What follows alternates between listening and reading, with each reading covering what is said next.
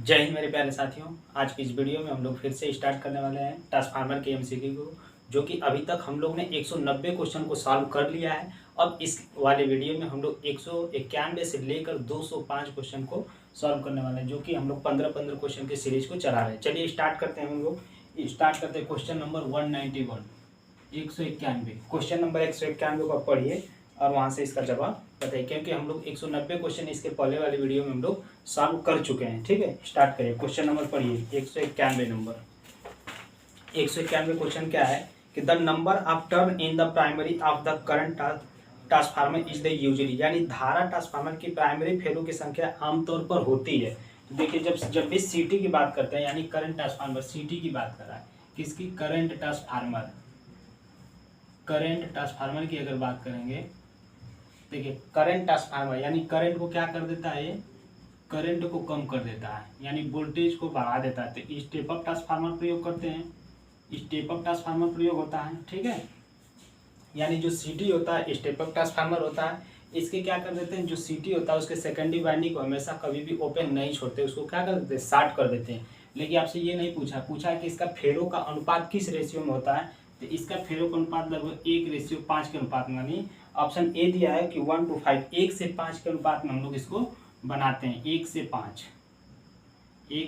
5 अनुपात में बनाते हैं। तो 191 का कौन सा ऑप्शन होगा? ए बिल्कुल राइट हो जाएगा कि 191 का ए जो होगा वो बिल्कुल सही होगा कि 101 से लेकर 5 के रेशियो में इसको बनाया जाता है। चलिए हम लोग स्टार्ट करते हैं फिर से।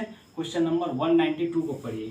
क्वेश्चन नंबर 192, 192 क्या लिखा है कि बुकर्ज रिले इज यूज इन, यानी बुकर्ज रिले का प्रयोग किया जाता है। यानी बुकर्ज रिले का प्रयोग निम्नलिखित में से किसके लिए किया जाता है? ठीक है, बुकर्ज रिले का पूछा है। तो पहले आप बुकर्ज रिले का इमेज भी वहां से देख रहे हैं, जो बुकर्ज रिले उसका प्रयोग कहाँ किया जाता है। तो इसका आपको बताया था कि जो इंटरनल गैस ऑपरेटर, यानी ट्रांसफार्मर के अंदर जो इंटरनल गैस ऑपरेटर है उसके लिए प्रयोग करते हैं। ठीक है, तो यहाँ से ऑप्शन को पढ़िए। Hard wire instrument is a protection, यानी हार्ड वायर उपकरण को बचाव के लिए किया जाता है। जो बी दिया है जनरेटर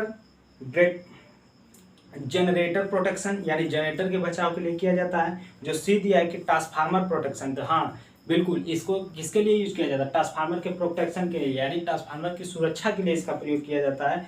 तो यहाँ से क्या हो जाएगा? ऑप्शन जो सी हो जाएगा वो बिल्कुल राइट हो जाएगा कि 192 का सी क्या हो जाएगा? बुकर्ज रिले का प्रयोग हम लोग ट्रांसफार्मर के प्रोटेक्शन के लिए प्रयोग किया जाता है। यानी किसके लिए? ट्रांसफार्मर के प्रोटेक्शन, ट्रांसफार्मर की सुरक्षा, जो गैस इंटरनल ऑपरेटेड होती है, जो उसके अंदर जो गैस इंटरनल ऑपरेटेड होती है उसके लिए प्रयोग किया जाता है। ठीक है, चलिए क्वेश्चन नंबर 193 को पढ़िए।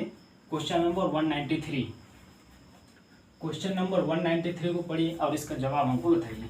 क्वेश्चन नंबर 193, 193 क्या लिखा है कि consider of the following in the basis of number in the phase transformer is the classified into, यानी निम्नलिखित में ध्यान पूर्वक पढ़िए, फेजों की संख्या के आधार पर ट्रांसफार्मर को निम्नलिखित वर्गित किया जाता है। फेज की संख्या पर बताता है। तो अभी तक हम लोग ट्रांसफार्मर में क्या पढ़े हैं? सिंगल फेज ट्रांसफार्मर,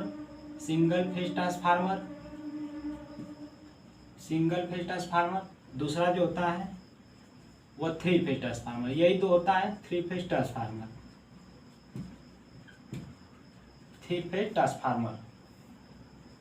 ठीक है, तो ऑप्शन क्या क्या दिया है? ऑप्शन जो दिया है 193 का, पहला ऑप्शन ए दिया है कि सिंगल फेज होता है, बी दिया है कि डबल फेज होता है, सी दिया है 3 फेज होता है। तो ए और सी ऑप्शन तो होता है कि सिंगल फेज होता है और 3 फेज होता है, लेकिन डबल फेज का नहीं होता। तो इसमें क्या ऑप्शन हो जाएगा कि जो ए वाला भी सही होगा और यहाँ पर जो सी वाला ऑप्शन दिया है वो दोनों सही होगा। तो ऑप्शन ए और सी किस में मिल रहा है? ए और सी जो मिल रहा है वो बी ऑप्शन में मिल रहा है। तो 193 का जो होगा वो बी बिल्कुल राइट हो जाएगा। ठीक है, क्वेश्चन नंबर आइए 194 को पढ़िए। ये पूछ रहा है आपसे, ट्रांसफार्मर का पूछा था कि ट्रांसफार्मर में क्या था कि सिंगल फेज और 3 फेज के ट्रांसफार्मर होते हैं, जबकि 2 फेज का कोई ट्रांसफार्मर नहीं होता है। ठीक है, चलिए क्वेश्चन नंबर 194 को पढ़िए। 194 नंबर क्या है कि leakage flux in the shell type transformer with the respect to the core type transformer, यानी सेल टाइप और कोर टाइप की बात कर रहा है। तो देखिए, सेल टाइप और कोर टाइप को थोड़ा समझिए। सेल टाइप और कोर टाइप को हम लोग समझते हैं, थोड़ा सा सेल टाइप और कोर टाइप के बारे में समझ लेते हैं, इसके बाद हम लोग आंसर जवाब करेंगे। देखिए, कोर टाइप और सेल टाइप और यहाँ से हो जाएगा कोर टाइप। कोर टाइप में क्या था? कोर टाइप कैसे हम लोग बनाते थे? ऐसे ही बनाते थे, ठीक है। ये इधर का साइड का प्राइमरी बाइंडिंग, ठीक है, और इधर कैसे बनाते थे, ये सेल टाइप था, ये क्या था, सेल टाइप। इसमें जो बाइंडिंग करते हैं कंसेंट्रिक बाइंडिंग यूज करते हैं। कौन से बाइंडिंग यूज करते हैं, कंसेंट्रिक बाइंडिंग यूज करते हैं, कंसेंट्रिक बाइंडिंग। इसमें कौन सा यूज करते हैं बाइंडिंग, सिलेंड्रिकल बाइंडिंग यूज करते हैं। कौन सा binding, cylindrical, cylindrical binding use किया जाता है, ठीक है, सिलेंड्रिकल बाइंडिंग यूज करते हैं, सिलेंड्रिकल बाइंडिंग यूज करते हैं। इसके बाद अब देखिए इसमें जो कोर टाइप्स कंसेंट्रिक बाइंडिंग और सिलेंड्रिकल बाइंडिंग यूज किया जाता है, ठीक है। अब यहाँ पे जो दूसरा नंबर पॉइंट है, यहाँ पे देखिए सेल टाइप और कोर टाइप की बात। ये जो सूटेबल होता है यह हाई वोल्टेज के लिए होता है, यह हाई वोल्टेज सूटेबल की बात करते हैं, suitable for, suitable for, suitable for high voltage, high voltage, high voltage high power के लिए, हाई वोल्टेज हाई पावर। ये जो सूटेबल होता है, suitable for, suitable for low voltage, low voltage, low voltage low power के लिए, ठीक है, ये सूटेबल होता है। Suitable for high voltage high power के लिए होता है, ये suitable for low voltage, low voltage low power के लिए होता है। ये सेल टाइप की बात होती है, ये कंसेंट्रिक टाइप है, थोड़ा सा डिफरेंस है, बस आप उसको याद रखिएगा, ठीक है। अब इसमें देखिए जो लिम्ब पूछा जाता है कि लिम्ब क्या होता है, कि लिम्ब इसमें कितने लिम्ब, इसमें लिम्ब की संख्या कितनी होती है, 3 होती है। इसमें लिम्ब की संख्या कितना होता है, 3 होता है। लिम्ब किसको कहते हैं, जिसपे हम लोग बाइंडिंग करते हैं, ट्रांसफार्मर की जो बाइंडिंग किया जाता है वो लिम्ब होता है, ठीक है। तो लिम्ब की बाइंडिंग संख्या कितनी होती है, 3 होती है। इसमें लिम्ब की संख्या कितना होता है, 2 होता है, जिसपे बाइंडिंग किया जाता है। इसमें लिम्ब की संख्या कितना होता है, इसमें लिम्ब की संख्या 2 होती है, इसमें लिम्ब की संख्या 3 होती है। योग पूछा जाए कि इसमें योग की संख्या कितना होता है, तो योग इसमें 2 होता है, इसमें भी योग की संख्या कितना होता है, योग की संख्या 2 होती है, ठीक है। तो अब देखिए इस यहाँ से अब अभी आपसे क्या क्वेश्चन क्या पूछा था, 194 194 था ना क्वेश्चन नंबर 194, क्वेश्चन नंबर अभी हम लोग पढ़े थे 194 का है, ठीक है। 194 क्या दिया था कि ट्रांसफार्मर में लीकेज फ्लक्स होता है कि कम होता है, तो जो सेल टाइप की पढ़ा है कि कोर टाइप ट्रांसफार्मर की तुलना में सेल टाइप में, सेल टाइप में ट्रांसफार्मर लीकेज फ्लक्स क्या होता है, कम होता है। इसमें जो लीकेज फ्लक्स क्या होता है, लीकेज फ्लक्स, लीकेज फ्लक्स कम होता है, इसमें लीकेज फ्लक्स क्या होता है, ज़्यादा होता है, यानी लीकेज फ्लक्स, लीकेज फ्लक्स ज़्यादा होता है। इसमें लीकेज फ्लक्स ज़्यादा होता है, इसमें लीकेज फ्लक्स कम होता है। तो कौन सा ऑप्शन हो जाएगा, ए सही हो जाएगा कि जो कोर टाइप ट्रांसफार्मर की तुलना में सेल टाइप में जो होता है ट्रांसफार्मर में लीकेज फ्लक्स कम होता है, यानी इसमें लीकेज फ्लक्स कम है, इसमें लीकेज फ्लक्स ज़्यादा है, ठीक है। तो ये थोड़ा सा डिफरेंस है, आप इसको याद रखिएगा कि इसमें जो बाइंडिंग की जाती है कौन सा, सिलेंड्रिकल बाइंडिंग यूज होती है, इसमें कंसेंट्रिक बाइंडिंग होती है। ये सूटेबल फॉर लो वोल्टेज के लिए होता है, ये suitable for high voltage high power के लिए होता है। इसमें लिम्ब की संख्या 3 होती है, योग 2 है, इसमें भी योग 2 है, इसमें लिम्ब की संख्या 2 है। यह होता है लीकेज फ्लक्स, इसमें क्या होता है, ज़्यादा होता है, इसमें लीकेज फ्लक्स कम होता है, सेल टाइप में लीकेज फ्लक्स कम होता है। तो ये थोड़ा सा डिफरेंस है, आप इसको याद रखिएगा। चलिए क्वेश्चन नंबर आइए 195, बेरी टाइप ट्रांसफार्मर को आप इमेज भी देखिए और उसको सॉल्व करिए कि बेरी टाइप ट्रांसफार्मर क्या कर रहा है। क्वेश्चन नंबर 195, 195, क्वेश्चन नंबर 195 क्या लिखा है कि Berry type transformer is a compared other Berry usually, यानी बेरी टाइप ट्रांसफार्मर की तुलना कर रहा है कि Berry type transformer compared to the other usually, दूसरे की तुलना में बेरी टाइप ट्रांसफार्मर सामान्यतः होता है। तो बेरी टाइप का आप जो देख रहे हैं फिगर से कि बेरी टाइप जो ट्रांसफार्मर होता है उसके दूसरे की तुलना में बताना है कि cool and with high power capacity. तो जो बेरी टाइप का ट्रांसफार्मर होता है, बेरी टाइप ट्रांसफार्मर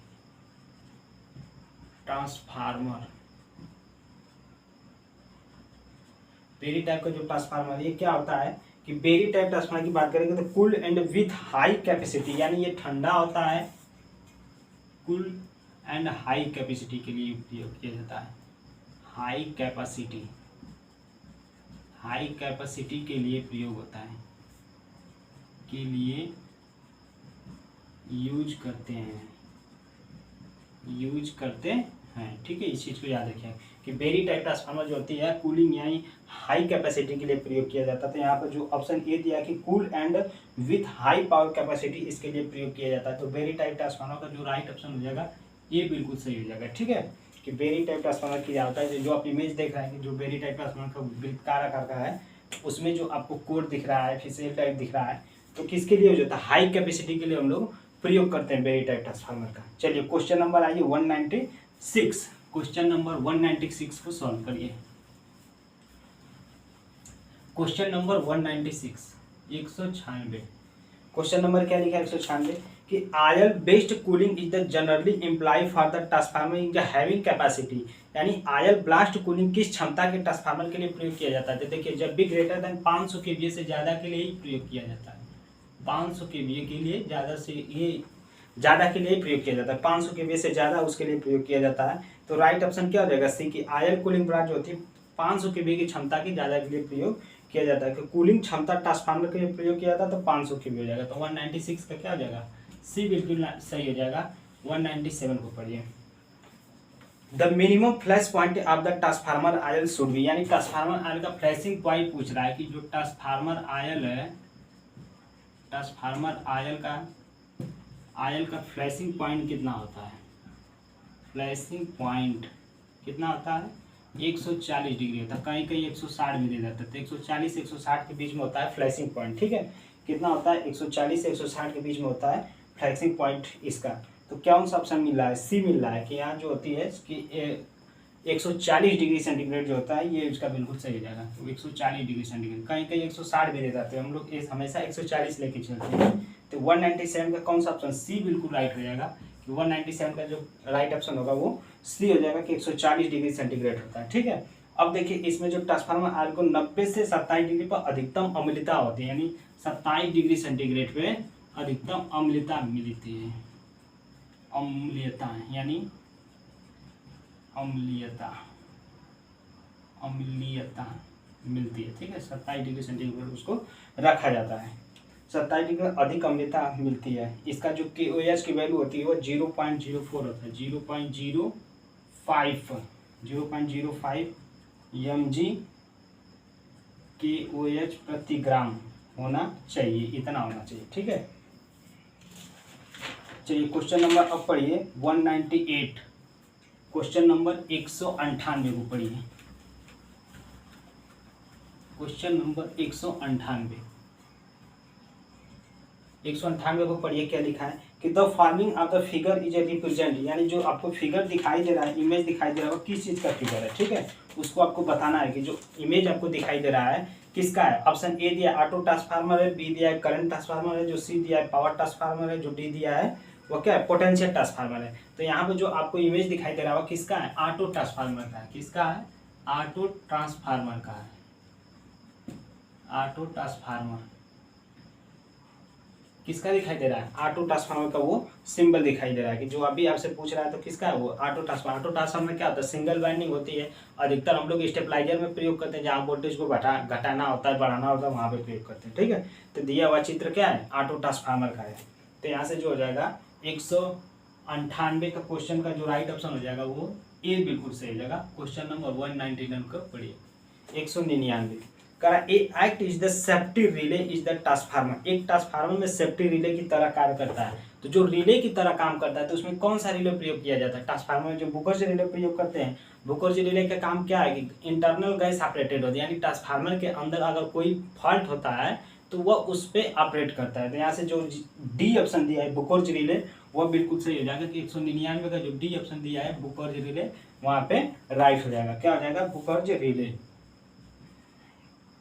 बुकर्ज रिले की बात कर रहा है। ठीक है, बुकर्ज रिले।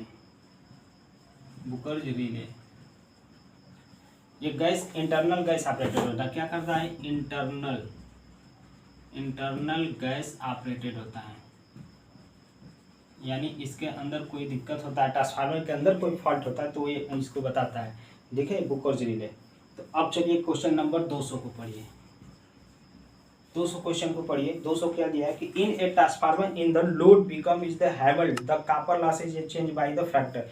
एक ट्रांसफार्मर में अगर लोड आधा हो जाता है तब कॉपर हानि की गुणक परिवर्तन कितना होगा। यानी लोड जब आधा होता है यानी हाफ लोड पर कॉपर लॉस कितना होगा, कॉपर लॉस कितना होगा। तो इसके लिए क्या होता है कि फुल लोड पे जो कॉपर लॉस होता है, फुल लोड का कॉपर लॉस जो होगा बटा के 1/2 हाफ का स्क्वायर कर देंगे, हाफ का स्क्वायर कर देंगे तो फुल लोड का कितना हो जाएगा, फुल लोड इंटू 1/4 हो जाएगा। जब हाफ लोड करेंगे तो फुल लोड का क्या 1/4 हो जाएगा सीधे। यानी यहाँ से जो कॉपर लॉस हो जाएगा कितना हो जाएगा, फुल लोड का 1/4 कर देंगे तो राइट ऑप्शन क्या हो जाएगा, सी ऑप्शन होगा कि 1/4 हो जाना कि हाफ लोड पर जो कॉपर लॉसेस होती है फुल लोड का 1/4 हो जाता है, तो 1/4 हो जाएगा। तो 200 का कौन सा ऑप्शन हो जाएगा, सी ऑप्शन बिल्कुल राइट हो जाएगा। ठीक है, सी ऑप्शन को राइट हो जाएगा। चलिए क्वेश्चन नंबर 201 201 यानी 201 नंबर को पढ़िए। क्वेश्चन नंबर 201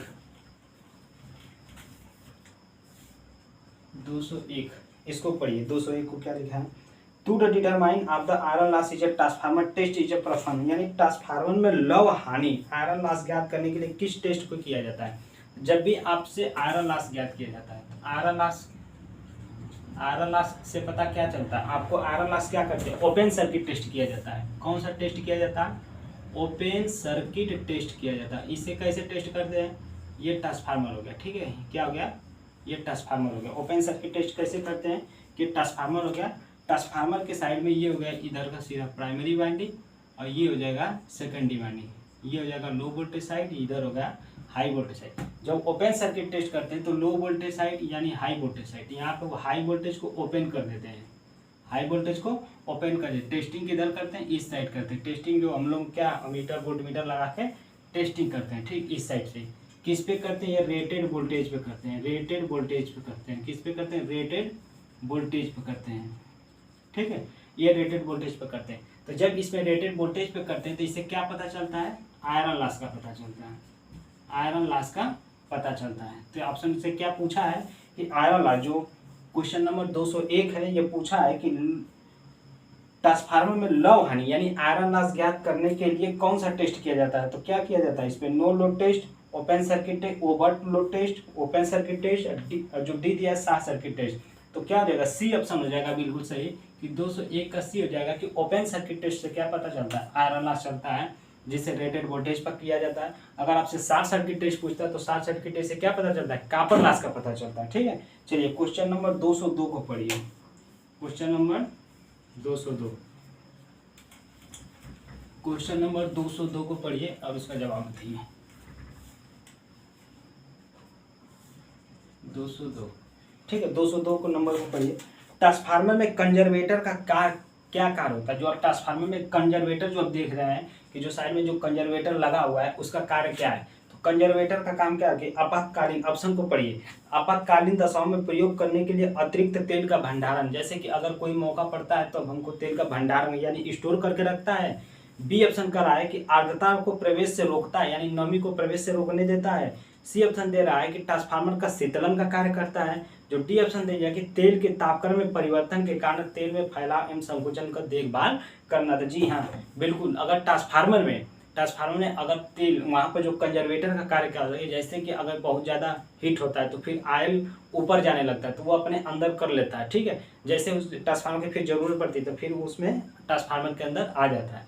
तो इसका मेन काम क्या होता है कि तेल में तापक्रम परिवर्तन यानी जैसे टेम्परेचर बढ़ता है घटता है, परिवर्तन के कारण तेल में फैलाव होता है, तो यहाँ से संकुचन का देखभाल का काम करना है। जैसे संकुचन हो जाता है, कम होता है, फिर जितने ट्रांसफार्मर को रिक्वायर होती है उतना देता है। तो यहाँ से जो डी ऑप्शन हो जाएगा बिल्कुल सही हो जाएगा कि 202 का जो डी ऑप्शन बिल्कुल सही हो जाएगा। ठीक है, चलिए क्वेश्चन नंबर 203 को पढ़िए। ट्रांसफार्मर में श्वसक का कार्य होता है। श्वसक यानी ब्रीदर यानी श्वसक जो सांस लेने का काम क्या करता है। ठीक है, तो ब्रीदर का काम क्या है, ब्रीदर में क्या भरा रहता है, सिलिका जेल भरा रहता है। क्या रहता है, सिलिका जेल रहता है। ठीक है, अगर सिलिका जेल की बात करें तो अगर ये फ्रेश है तो किस कलर का दिखाई देता है, ब्लू। अगर नमी को सोख लिया, मॉइस्चर यानी नमी को सोख लिया है, नमी को सोख लेता है, किस कलर का दिखाई देता है, पिंक कलर का हो जाता है। तो जो सिलिका जेल होती है वो ये ब्रीदर में भरा रहता है। जब ये फ्रेश रहता है तो ब्लू कलर का दिखाई देता है। जैसे ये नमी को सोख लेता है तो इसका कलर क्या देता है, पिंक कलर का हो जाता है। ठीक है, पिंक कलर का हो जाता है। अब ऑप्शन को पढ़िए क्या क्या दिया है कि ट्रांसफार्मर कोर में 203 है क्वेश्चन नंबर कि ट्रांसफार्मर शोषक का कार्य क्या होता है, कुंडली में शीतलक हेतु वायु प्रदान करना। बी ऑप्शन दिया है कि ट्रांसफार्मर में जब वायु प्रवेश करती है तो उसकी आर्द्रता से बचाना। तो बिल्कुल यही काम करता है कि जैसे उसमें कोई नमी प्रवाहित करती है तो वह नमी को सोख लेती है और उसके अंदर फ्रेश यानी हवा यानी ड्राई एयर जाता है ट्रांसफार्मर के अंदर। तो यहाँ से जो बी ऑप्शन होगा वो बिल्कुल सही हो जाएगा कि 203 का जो होगा वो बी हो जाएगा। क्वेश्चन नंबर 204 को पढ़िए। ठीक है, ये सिलिका जेल आपको इमेज भी देख रहे हैं, यहाँ से पता चल जाता है कि जब वो फ्रेश रहता है तो ब्लू कलर का दिखाई देता है, जैसे वो नमी को सूख लिया है तो किस कलर का हो गया, पिंक कलर का हो गया। ठीक है, चलिए क्वेश्चन नंबर 204 को पढ़िए। 204 में क्या लिखा है कि ट्रांसफार्मर की कोर अच्छी गुणवत्ता होने वाले पदार्थ का बना होता है। यानी ट्रांसफार्मर का कोर अच्छी गुणवत्ता वाले पदार्थ का बना होता है, जैसे CrGO। जो कोर हमेशा किसका बनाते हैं, CrGO का बनाते हैं। CrGO cold rolled grain oriented, cold rolled grain oriented, cold rolled grain oriented. ठीक है, कोल्ड रोल्ड ग्रेन है CrGO का हम बनाते हैं। तो इससे क्या पता चलता है CrGO को बनाने से कि पूर्ण भार ताम्र हानि यानी फुल लोड कॉपर लॉस होता है। बी दिया है कि एडी करंट हानि होती है। सी दिया है हिस्टैरिसीस हानि, जो डी दिया है शून्य भार पर तापन हानि। तो कौन सी न्यूनतम किया जा सकता है कि जो CrGO से प्रयोग से करने से क्या होता है, हिस्टैरिसीस लॉसेस को क्या हो जाता है, कम से कम किया जाता है। यानी जो हिस्टैरिसीस लॉसेस होती है, हिस्टैरिसीस लॉसेस जो होती है वो क्या होती है, कम से कम होता है CrGO का प्रयोग करने से। ठीक है, तो यहाँ से 204 का जो राइट ऑप्शन हो जाएगा वो सी हो जाएगा कि हिस्टैरिसीस हानि क्या होती है, कम होती है CrGO का। कोर हानि या आयरन लॉस की बात करेंगे, कोर हानि कोई एडी करंट और हिस्टैरिसीस है, जबकि हमारा वेरिएबल लॉस कॉपर लॉस होती है। ठीक है, चलिए क्वेश्चन नंबर 205 को पढ़िए। क्वेश्चन नंबर 205 को पढ़िए और इसका सलूशन का जवाब बताइए। 205 में क्या लिखा है, करा एक एकल कला ट्रांसफार्मर में प्राइमरी पर 400 लपेट एवं सेकेंडरी पर 50 लपेट है। इसको आप वीडियो को पॉज करिए और इसको सॉल्व करके आंसर आप बताइए। ठीक है, तब फिर वीडियो को स्टार्ट करिए। अगर नहीं आ रहा तो फिर वीडियो को स्टार्ट करके देखिएगा। चलिए हम लोग इसको सॉल्व करते हैं कि एक सिंगल फेज ट्रांसफार्मर में प्राइमरी साइड लपेट यानी फेरों की संख्या N1 की वैल्यू कितना दिया है, 400 दे रखा है। ठीक है, सेकेंडरी पर 50 लपेट है यानी N2 की वैल्यू कितना दिया है, 50 दिया है, 50 लपेट है। कोर पर क्रॉस सेक्शन क्षेत्रफल यानी एरिया आपको दिया है कितना,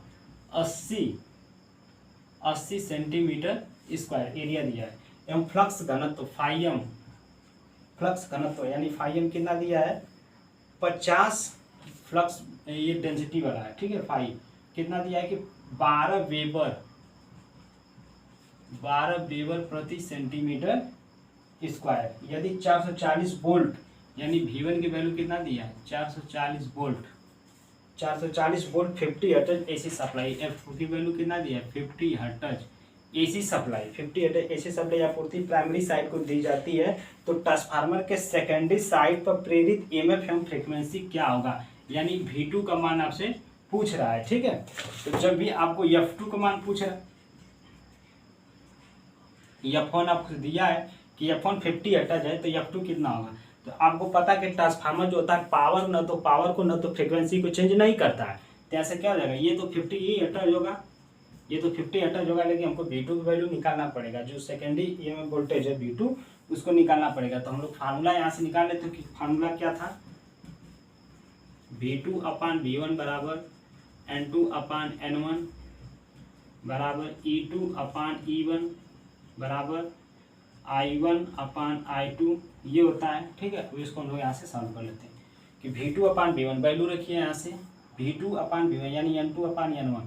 तो V2 का मान कितना दिया है, V2 की वैल्यू आपसे पूछा जा रहा है। V1 का मान कितना दे रखा है, 440 वोल्ट, क्या दिया है, 440 वोल्ट दे रखा है।